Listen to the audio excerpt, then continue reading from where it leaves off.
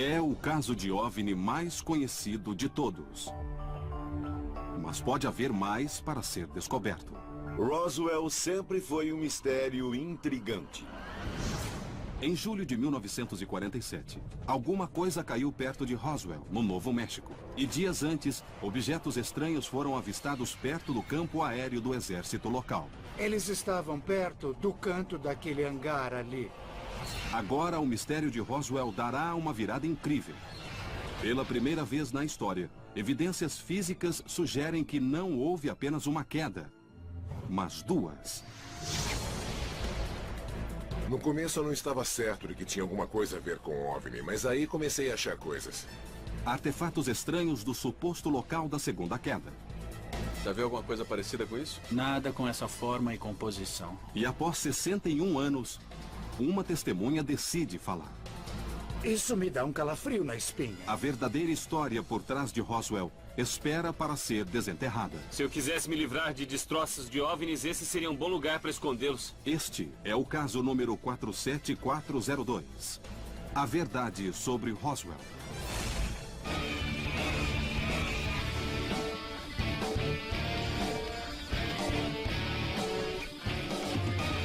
Caçadores de OVNIs.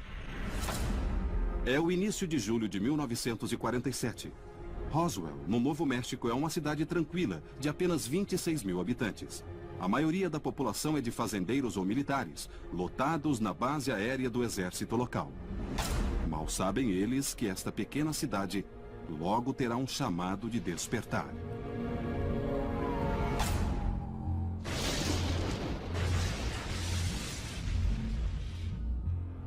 No dia 6 de julho, Mac Brazel, um fazendeiro local, contou ao xerife que encontrou destroços nas terras onde trabalhava. O major Jess Marcel, do campo aéreo do exército de Roswell, foi enviado para investigar. Ele colocou o máximo de destroços em seu furgão para levar à base. No dia 8 de julho, o exército fez uma declaração dizendo que estava de posse de um disco voador. Mas depois que os destroços foram levados de avião a Dallas, no Texas, para maiores exames, o exército afirmou que os destroços não passavam de restos de um balão meteorológico. E todos se esqueceram rapidamente da história. Mas, em 1978, Stanton Friedman, um físico nuclear aposentado, entrevistou Jess Marcel, que tinha uma outra versão da história. Marcel revelou a Friedman que o que foi dito naquela tarde em Dallas, em 8 de julho de 1947, era, na verdade, um acobertamento, que aquilo que manuseou com certeza não era um balão meteorológico. E a história de Roswell explodiu. Estratosfera. Nos 15 anos que se seguiram à entrevista explosiva que Jess Marcel concedeu a Friedman, o incidente de Roswell foi associado a mentiras e conspiração. E finalmente, em 1994, o governo decidiu abrir o jogo.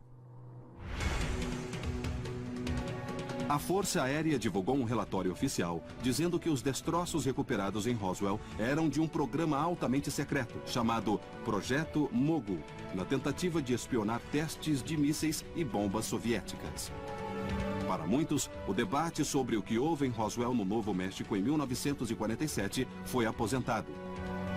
Mas alguns não se convenceram. Agora surge um outro capítulo na história de Roswell. Nos últimos anos, cada vez mais pesquisadores estão voltando a sua atenção para um segundo suposto acidente que aconteceu na mesma semana que aquele em Roswell, a 463 quilômetros de distância nas planícies de San Agustín.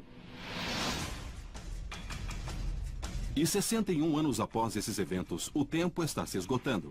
Pesquisadores estão correndo para coletar testemunhos e evidências físicas antes que desapareçam para sempre. O Dr. Ted Eckworth vai investigar o segundo suposto local da queda nas planícies de San Agustín.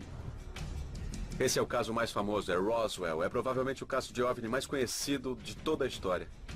Bill Burns vai se encontrar com um pesquisador que encontrou uma nova testemunha do local da queda. Um que pode ter visto e manuseado os destroços. Roswell, para mim, sempre foi um grande mistério. E desde criança eu sempre quis solucioná-lo. E Pat Usker vai procurar evidências físicas que supostamente estão escondidas em fazendas remotas na periferia da cidade. Este é o maior caso de OVNIs que existe, Bill. Eu nem acredito que estamos aqui. Tô super empolgado agora. Se você quer estudar OVNIs nos Estados Unidos, você vem a Roswell, porque é aqui que tudo começa. Chegamos. Bill então se encontra com Dennis Balthaser, um pesquisador de Roswell, um contato local que fala sobre o novo rumo que a investigação tomou. Existe uma urgência neste caso. E qual é a urgência? O tempo está se esgotando. Estamos falando com pessoas que estão na casa dos 80, se ainda estão vivas, que estão aqui. E nós ainda não temos nenhuma evidência física do incidente de Roswell. Se existe algum pedaço de metal lá, e eu tenho certeza que existe, devido à quantidade de soldados que estavam no local da queda para ajudar a recolhê-los, eles podem estar escondidos em qualquer lugar. E eu acho que devemos examinar detalhadamente as planícies de San Agustín e Roswell, juntos ou até mesmo separadamente. A ideia de um segundo local de queda no incidente de Roswell é uma teoria que começa a ganhar força. O outro suposto local, que fica nas planícies de San Agustín, fica a cerca de 400 quilômetros do local da queda principal de Roswell. E o local pode fornecer as evidências necessárias para sustentar a ocorrência do incidente de Roswell. Um dos maiores defensores dessa teoria é Stanton Friedman, o primeiro investigador a tornar público o caso de Roswell 30 anos atrás. Eu tinha ouvido a primeira história sobre Roswell e a primeira história sobre as planícies de San Agustín. Eu acompanhei os dois, é claro. E encontrei evidências adicionais suficientes para acreditar que houve pelo menos duas quedas. E o que isso nos diz sobre a possibilidade de mais de uma queda? Acho que precisa ver o local, como é desértico, como é uma área estranha, e perceber que qualquer piloto tentaria descer no meio das planícies e não bater em uma das montanhas. Faz sentido, é o que os pilotos fazem. Aparentemente, o outro acidente ocorreu também no início de julho de 1947, embora a data real ainda seja motivo de acalorado debate. Em uma manhã de julho, um homem chamado Barney Barnett supostamente encontrou uma aeronave caída, incluindo corpos de extraterrestres. Ele afirmou que os militares chegaram ao local pouco depois dele, com ordens para não comentar o que havia visto. Lembre-se que Barney era veterano da Primeira Guerra, trabalhou para o Serviço de Conservação do Solo. Seria absurdo esperar que ele saísse contando a história. Então, segundo a história, Barney estava nas planícies de San Agustín. Achou destroços e havia mais gente lá, entre eles um arqueólogo e também estudantes. Aí os militares vieram e mandaram todo mundo se calar. E falaram com convicção. Lembre-se que foi em 1947. E quando mandam você ficar quieto, você fica. Isso mesmo. Mas por que haveria duas quedas de OVNIs tão perto uma da outra e na mesma semana? É possível que as duas estejam ligadas? As teorias sobre estas supostas quedas precisam ser analisadas em detalhe, antes da equipe visitar cada uma das áreas. Sabemos alguma coisa a respeito das posições relativas desses campos de destroços? Eles estão espalhados aleatoriamente em que tipo de área? Ou estão alinhados? Ou... A maioria dos campos de destroços fica em volta de Roswell. Eles estão em volta do principal local da queda. Existe mais um a 320 quilômetros nas planícies de San Agustín. Mas me parece improvável que em um segundo local de queda, a 320 quilômetros, que algum tipo de veículo primário tenha caído e então quicado. Não sei de nenhum veículo capaz de quicar. Nem sei de destroços capazes de quicar. Outra teoria é que foram duas naves que, de alguma maneira, se chocaram no meio do ar. E aconteceu uma espécie de efeito dominó, em que uma nave explodiu. Choveram destroços sobre a área de Roswell e a segunda nave... Ah, eu sei onde quer chegar. Exato. A segunda foi lançada até as planícies de San Agustín. Então, nós realmente temos duas naves e duas quedas. E ligar as duas quedas, Roswell e San Agustín, será o objeto da investigação. Tom Carey, pesquisador do primeiro incidente, descobriu uma nova testemunha que afirma ter estado na área.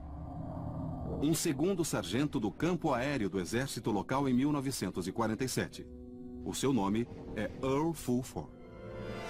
Liguei para Earl Fulford há 3 anos. Ele era apenas um rosto no livro do ano da base. A esposa dele atendeu e, para minha surpresa, ela disse: "Que bom que ligou, ele está pronto para falar." Carey identificou Earl pelo livro do ano da base de 1947. Esta é a primeira vez que ele fala sobre os eventos que testemunhou. O que houve para que se envolvesse no incidente de Roswell depois que foi para a base? Foi por acaso. Nós trabalhamos aqui no próximo hangar e cerca de 2 ou 3 semanas antes do incidente, o pessoal da cidade em especial e alguns aeronautas aqui na base começaram a ver objetos no céu. Onde os objetos estavam? Eles estavam perto do canto daquele hangar ali. Earl descreveu objetos diferentes de qualquer aeronave que já havia visto. Nós olhamos para cima e havia 3 deles lá. Eles eram circulares. Não se movimentavam. E acho que os observamos por uns 2 minutos. E então, de repente, eles desapareceram. E isso foi antes de qualquer coisa acontecer no deserto? Isso mesmo. Foi alguns dias depois, talvez uma semana, que a queda ocorreu. Essa descrição não combina com a aparência dos balões do projeto Mogul do governo, que tinham caudas extremamente longas, feitas de vários materiais e que eram usados a grandes altitudes. Seria muito improvável que militares os vissem tão baixo na atmosfera. Mas a avistagem dos estranhos orbs é apenas o início da história de Earl. No dia seguinte, o sargento Rosenberg foi ao refeitório às 5 da manhã e chamou cerca de 15, talvez 20 de nós e nos colocou num ônibus do exército e nos levou até o campo com os destroços, a uns 113 quilômetros ao norte de Roswell. O que vocês fizeram lá? Recolhemos alguns destroços com forma e aparência bastante estranhas. Afinal, o que eram os destroços que Earl Fulford e os outros voluntários apanharam em 1947? A resposta ainda pode estar sob o deserto. Vamos com fé.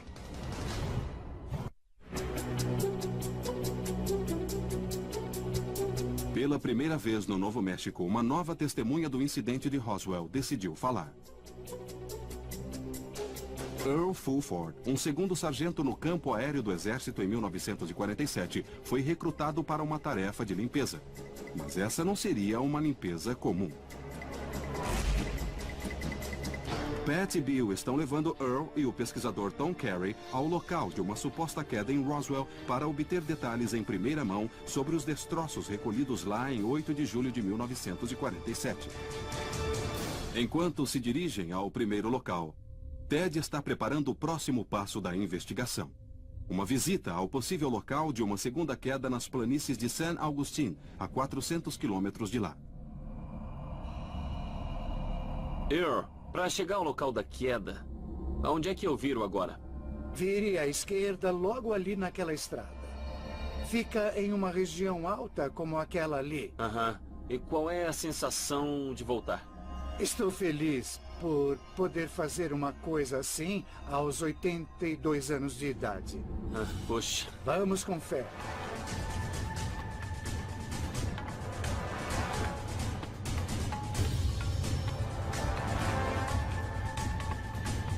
Quase 3 horas de estrada, incluindo 1 hora em pleno deserto, a equipe chegou ao seu destino.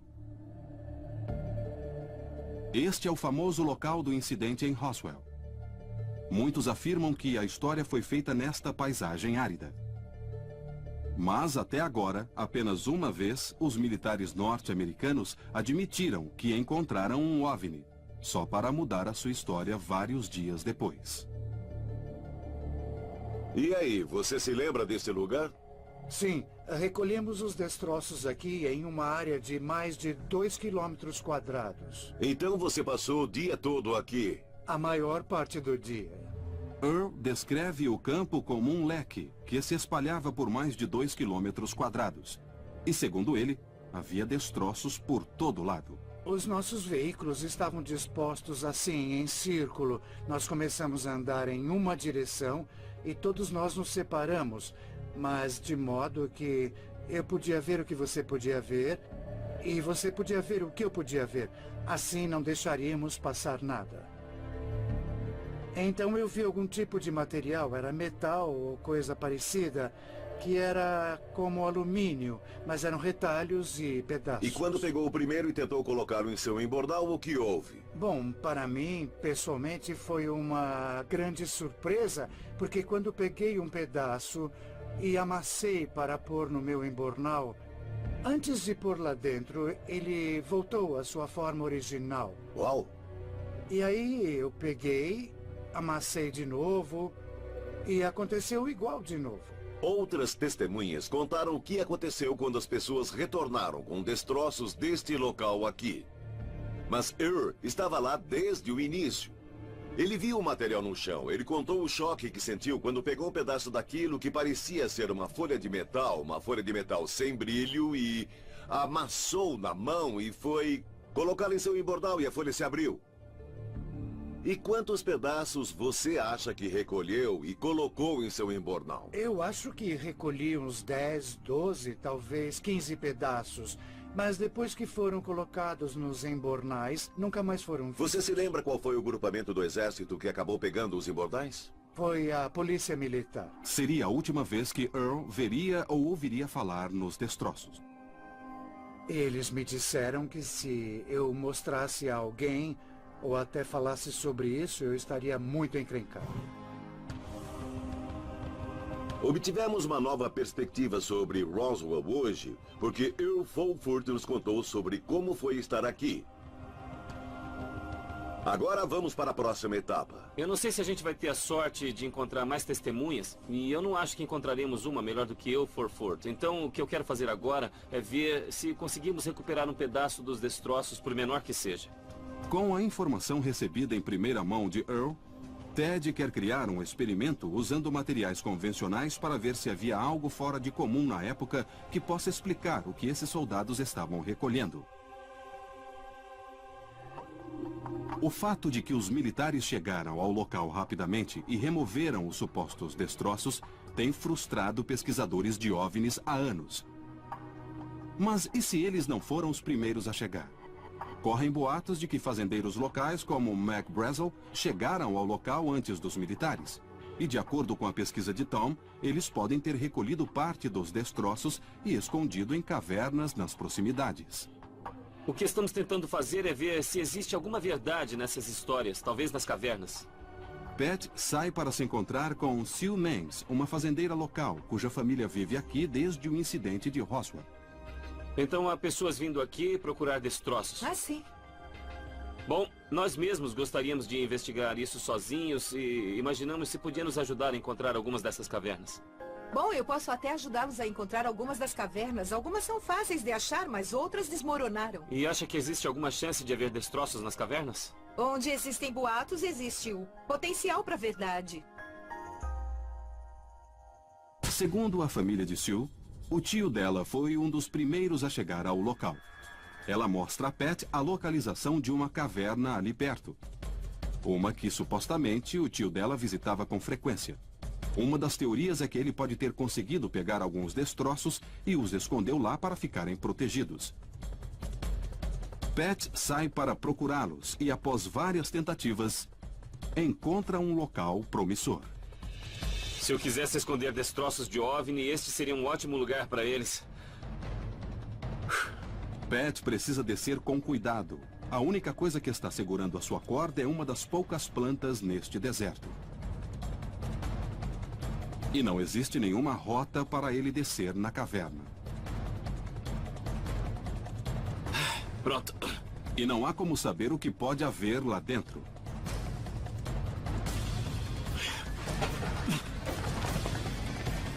Droga.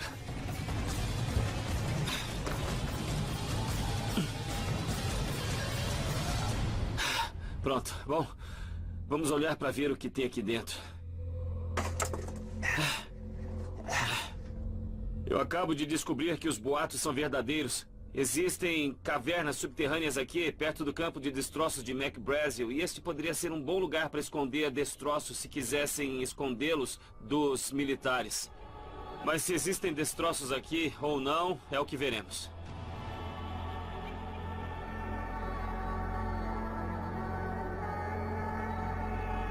Devido a esta camada de lodo, eu sei que tudo isso aqui deve ser um escoadouro de água da chuva que provavelmente desce por este túnel. Dá pra ver do lado de fora. E este túnel só vai até aqui.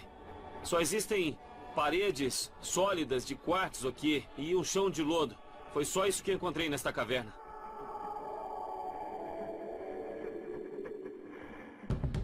Muitos nem sequer se dão conta da existência dessas cavernas. E o fato de Pat ter descoberto uma caverna perto da fazenda de Sue põe os boatos em perspectiva. Além de serem esconderijos ideais, estas cavernas estão por todo lado. Esta área é tão enorme que pode levar meses para encontrar todas as cavernas no entorno do campo de destroços. Apesar da confirmação, após 60 anos, o suposto local da primeira queda ainda não produziu destroços. Mas as primeiras evidências físicas que poderiam apontar para um OVNI emergiram do segundo local.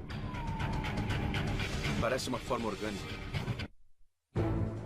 Faz anos que o incidente em Roswell domina esta pequena cidade e as fazendas nas proximidades. Mas poucos prestaram atenção a outra suposta história de queda de OVNI, 400 quilômetros para o oeste, nas planícies de San Augustine, que supostamente aconteceu naquela mesma semana de julho de 1947. O próximo passo da investigação é visitar o segundo local da queda e determinar se tem alguma ligação com Roswell. Vamos nos encontrar com Art Campbell, um pesquisador que vem estudando este segundo local minuciosamente. Parece que existe todo tipo de evidência física aqui para sustentar a teoria de um segundo local de queda. Portanto, eu vim aqui para ver se existe alguma verdade nessa afirmação. E o que é que te faz pensar que este local tem alguma coisa a ver com uma queda de OVNI? Bom, no começo eu não estava certo de que tinha alguma coisa a ver com uma queda de OVNI. Aí eu comecei a achar coisas. Em 1995, durante uma escavação, Campbell descobriu vários artefatos diferentes. Ele cruzou a localização de sua escavação com a história de Barney Barnett, que afirmou que um OVNI caiu nesta área em julho de 1947. Barney Barnett era um engenheiro de conservação do solo aqui, e o distrito dele tinha uma área de 113 por 116 quilômetros. E a sua tarefa era ajudar fazendeiros com projetos de preservação. E ele estava em uma das rodovias principais e viu alguma coisa brilhando sob o sol. Ele contou aos amigos e parentes que achou que era uma queda de avião, e ele sabia como chegar lá. Então dirigiu o mais rápido possível até lá, passou uma pequena elevação, e então ele viu esse OVNI partido ao meio de um lado e dois corpos caídos do outro lado. E o que aconteceu com aquele veículo e os corpos? Ele estava lá fazia mais ou menos 1 hora, 45 minutos, e aí alguns arqueólogos apareceram. Segundo o relato de Barnett, esses arqueólogos voltavam de uma escavação nas proximidades quando encontraram Barney e o local da queda do OVNI, por acaso. Em sua pesquisa, Campbell localizou documentos que corroboraram a afirmação de Barnett. Segundo esta carta do Museu Peabody na Universidade de Harvard, o arqueólogo Herbert W. Dick estava trabalhando na caverna dos morcegos nas planícies de San Augustine no verão de 1947. A caverna fica bem perto do local onde Art fez a sua escavação. E então o exército chegou em vários veículos e disse: o acesso a este local está proibido, e os expulsou daqui. E esse era o outro local completamente diferente. Ele não tinha visto o local da queda em Roswell. Mas que evidências existem de que alguma coisa caiu nas planícies de San Augustine? Tá, eu entendi. Então a teoria é de que uma nave caiu aqui. Mas se ela se chocou na Terra, teria deixado um sulco bem longo, não teria? Calculo que teria cerca de 60 metros de comprimento. E o senhor acha que misturado no solo pode existir componentes do veículo ou os destroços? Eu acredito que seja o caso, sim. Mas seja lá o que for que passou pelo mato, cortou uma faixa por ele. O local tinha vários artefatos que Campbell recolheu após muita persistência e escavação minuciosa. Esta é a primeira vez que ele volta ao local em quase 5 anos.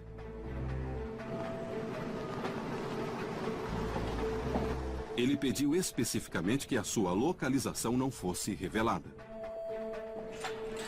Abriu.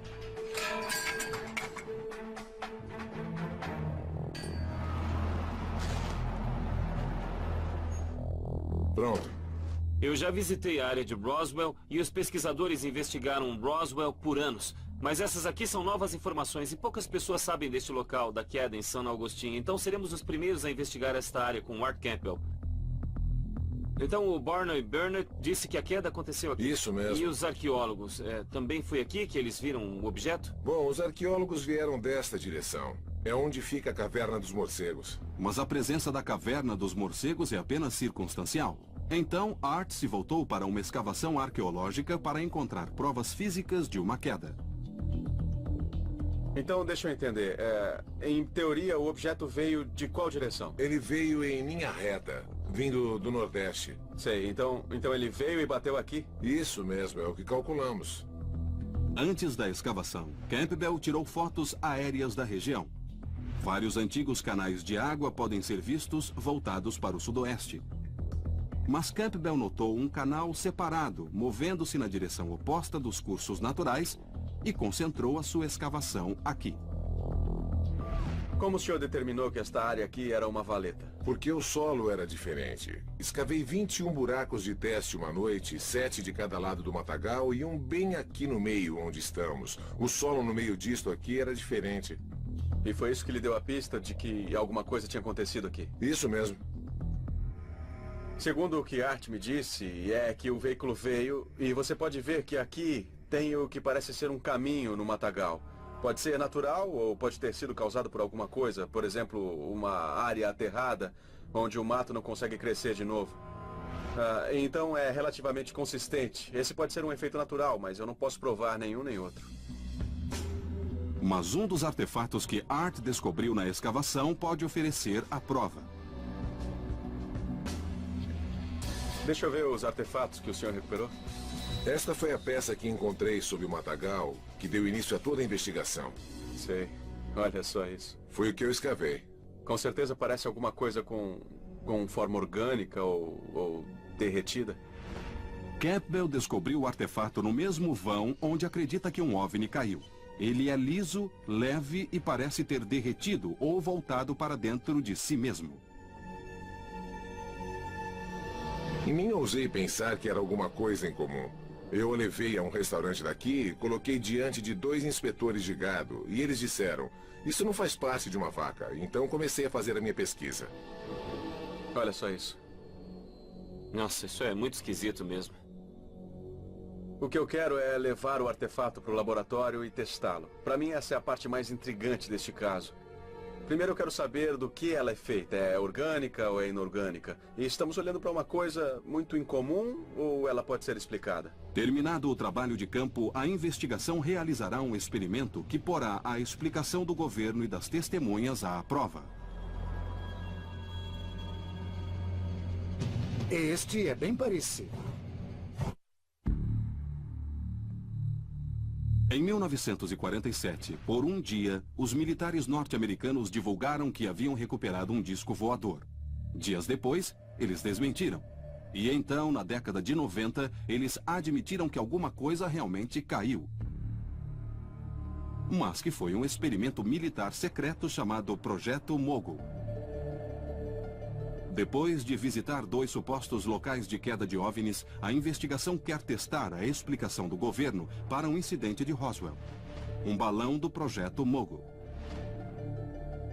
Pat vai se encontrar com Michael Keane, um especialista em tático militar e palestrante na Universidade do Sul da Califórnia, para discutir a controversa explicação para Roswell. Naquela época, os Estados Unidos tinham um monopólio sobre as armas atômicas. Mas e se, sem que os americanos soubessem, os soviéticos tivessem adquirido uma bomba atômica? O nosso maior medo era uma Pearl Harbor atômica ou um 11 de setembro nuclear. Então iniciamos um projeto de emergência chamado Projeto Mogul. E a maioria das pessoas que analisam o incidente de Roswell sabem do Projeto Mogul, mas talvez você possa nos explicar por que essa é uma explicação válida. Não era apenas um balão, era uma série de 20 ou 30 balões meteorológicos, acompanhados por uma carga enorme, acompanhados por talvez meia dúzia de refletores de radar. Foi uma grande operação. Originalmente, o Projeto Mogul usou uma série de balões meteorológicos que carregavam microfones e radiotransmissores. Esses equipamentos eram mandados para a atmosfera para ouvir ondas sonoras produzidas por testes de mísseis e bombas soviéticas. Acho que tinha uns 200 metros de comprimento, que é mais do que metade da altura da Torre Eiffel. Mas se pareciam mesmo com destroços, esses caras descreveram destroços muito estranhos que nunca tinham visto antes. Quando parte da carga caía, o balão podia subir de novo e ser arrastado pelos ventos. Ele podia cair de novo e podia gerar vários tipos de campos de destroços, ou grandes campos de destroços. Mas então isso pode explicar esses vários locais da queda? Com certeza, claro. Se o balão do projeto Mogul é a verdadeira explicação para o incidente em Roswell, então testemunhas que manusearam os destroços deverão poder identificar a folha de Mylar usada nos refletores dos radares. Muitos descrevem um estranho metal dotado de memória, muito leve e capaz de voltar à sua forma original. O que as testemunhas manusearam?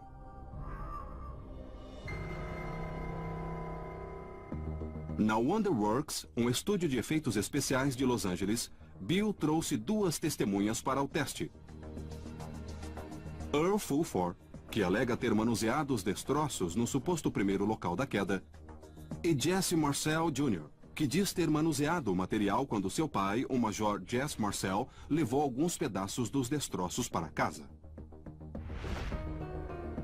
Nós reunimos uma série de materiais diferentes que parecem combinar mais ou menos com as descrições das 2 testemunhas. E vamos trazer cada uma das testemunhas separadamente e ver se podem identificar os materiais que manusearam em 1947. Tenho várias folhas de metal diferentes aqui. Ah, já está tudo aqui. Começando com magnésio de 81 microns e tenho aço da mesma espessura, alumínio e outra de aço. Mas este tem 13 microns e você pode ver que é bem flexível e plano. Isto aqui é papelão com 81 microns e acetato de 13 microns, com uma espécie de acabamento aluminizado. E isto aqui é Mylar, também com um filme de alumínio sobre ele. Earl é o primeiro que eles trazem para examinar os materiais. Eu quero que o senhor dê uma olhada em cada uma dessas folhas e me diga sim ou não, se parece ou é igual à peça de metal de 1947. Não. Esta é espessa demais. Vamos ver a próxima. Esta aqui é pesada demais. Então a o peso. cor é parecida, mas Sei. pesa demais. Aquele material praticamente não tinha peso. Podemos ver a próxima? Rijo demais. Esta aqui se aproxima, mas acho que não dá para amassá-la. Não, esta não se parece de modo algum.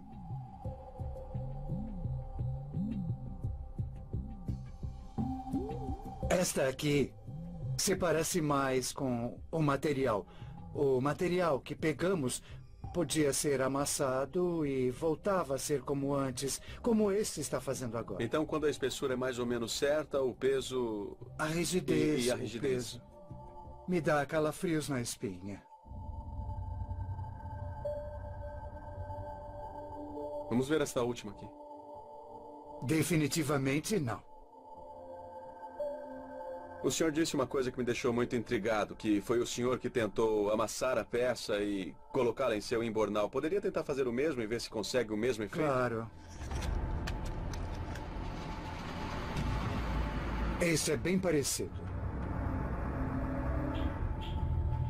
Isto definitivamente chega bem perto do que eu vi. O acetato parece estar bem próximo ao material que Earl manuseou. Mas segundo o relatório oficial sobre Roswell, divulgado em 1994, este tipo de acetato não foi usado na construção dos balões do projeto Mogul. Eles só usaram fita de acetato, que não se parece em nada com o acetato sendo testado. Mas se não foi um balão que caiu em Roswell, o que caiu? Outra testemunha pode confirmar ou negar as descobertas feitas até agora. Nós temos mais uma testemunha. Uma das testemunhas mais famosas de Roswell, Jesse Marcel Jr. Na noite em que meu pai levou o material para casa e o espalhou pelo chão, a primeira coisa que me disse foi: olhe bem para isso, porque provavelmente nunca verá isso de novo. Não esqueçam que é um teste cego, então não podemos revelar o que nós já descobrimos com o Earl. Isto é uma chapa de metal, mas o que eu vi não era como uma chapa de metal, era mais como uma folha. Então isto aqui é espesso demais. Isto aqui são chapas de metal, e o que eu vi foram folhas, não foram chapas de metal. Esta aqui está bem próxima da espessura dela. Não era tão brilhante como esta, era um pouco mais opaca, mas essa está mais perto da espessura daquela chapa de metal. Vamos ver esta última aqui. Vamos, falta substância nesta aqui. Esta é uma folha muito fina. A folha que vi era muito mais espessa do que esta, mas na verdade ela tinha mais ou menos o mesmo peso. Era mais grossa, mas tinha quase o mesmo peso. Quase desprovida de Praticamente peso. não tinha peso porque flutuava no ar. Mas o acetato também possui as mesmas propriedades de que o pai de Jesse descreveu? Quer tentar amassar? Olha, ela não fica Foi o que ele amassada. descreveu? É, foi isso que ele descreveu. Sem que nenhum deles saiba, tanto Earl como Jesse identificaram o acetato como o material mais próximo daquele que eles manusearam em 1947. O incrível é que os dois foram direto para o acetato. Para mim está claro como o dia que os dois descreveram a espessura, a maleabilidade e o peso do acetato como sendo o mais próximo. Isso foi mesmo produtivo.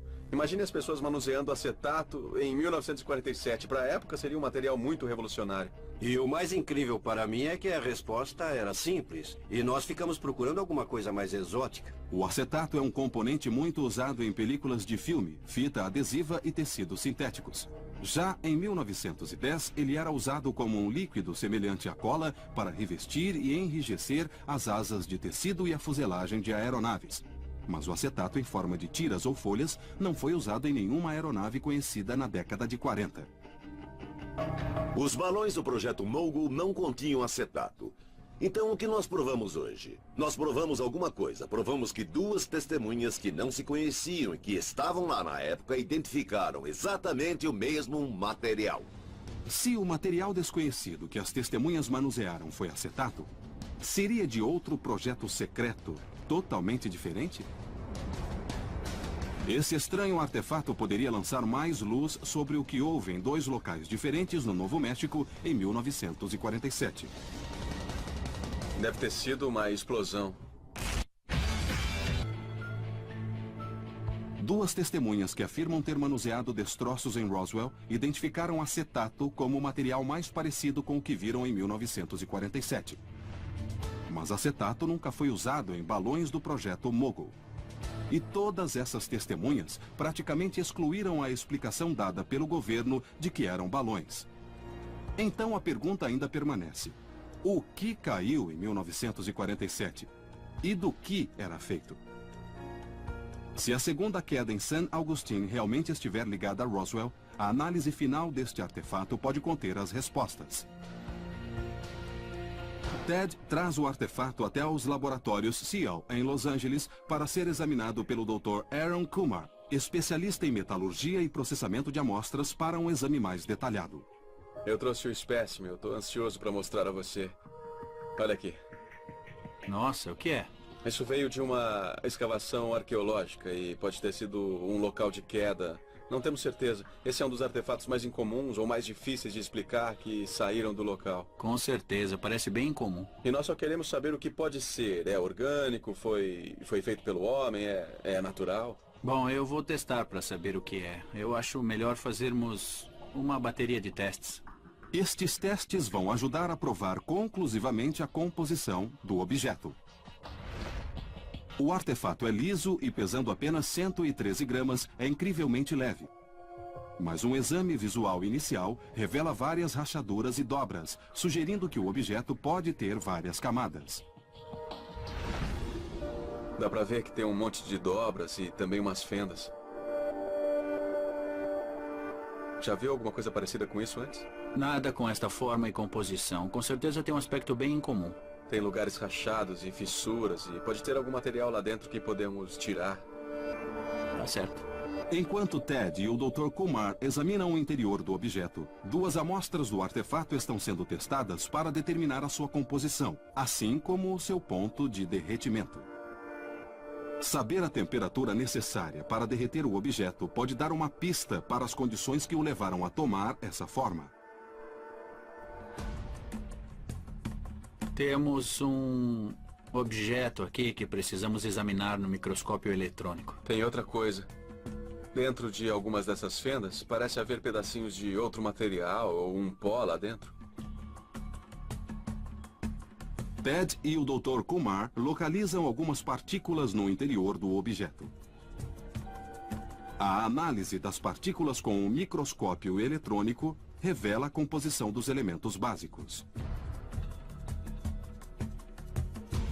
Muito bem, o que temos aqui é uma grande quantidade de oxigênio e carbono, que podem ser componentes de material orgânico. E também contém um bocado de recheio, por assim dizer. Uma parte desse material vem da areia e da terra, e também tem um pouco de poeira.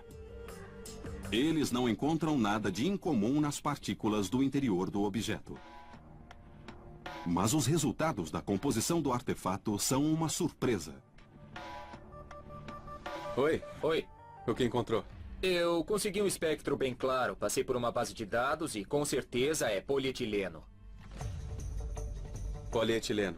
E mais do que isso, ele tem um alto ponto de derretimento, que é de cerca de 130 graus Celsius. É polietileno de alta densidade. E de onde teria vindo? Onde seria comum encontrá-lo? Em recipientes ou potes de plástico? Mas o PAD, ou polietileno de alta densidade, só foi usado comercialmente em produtos como potes plásticos no início dos anos 60. E o material em si só foi oficialmente inventado em 1953, 6 anos depois das supostas quedas em Roswell e San Augustine. Se Art Campbell encontrou o artefato no local da segunda queda, ele chegou ao meio do deserto em algum momento após 1953 ou é parte de um acidente que aconteceu 6 anos antes de sua invenção.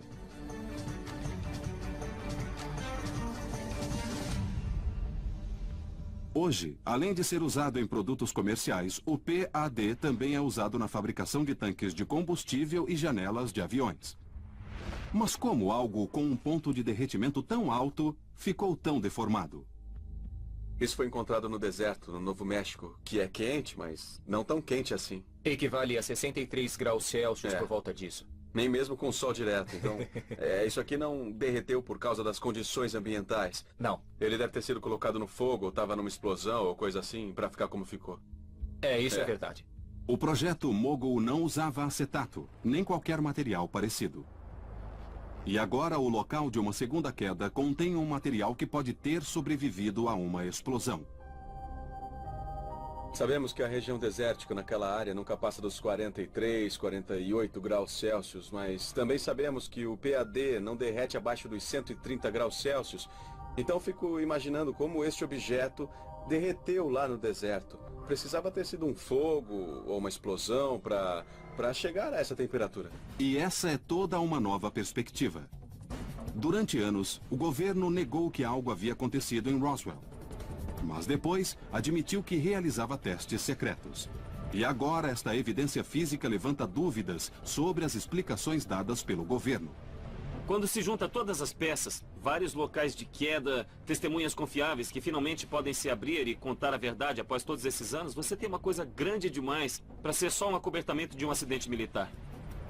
E a justificativa dos balões também não pode justificar o que Earl Fulford viu vários dias antes da ocorrência das quedas. Até mesmo antes dos OVNIs atingirem o solo, eles estavam lá no ar. E para mim, isso explica a ligação entre todos os vários locais de queda, porque havia mais de uma nave. E até mesmo 61 anos após o incidente em Roswell, novas evidências começam a emergir. Seria esse outro programa secreto do governo? Ou ainda não nos estão contando a verdade sobre as quedas de OVNIs no Novo México?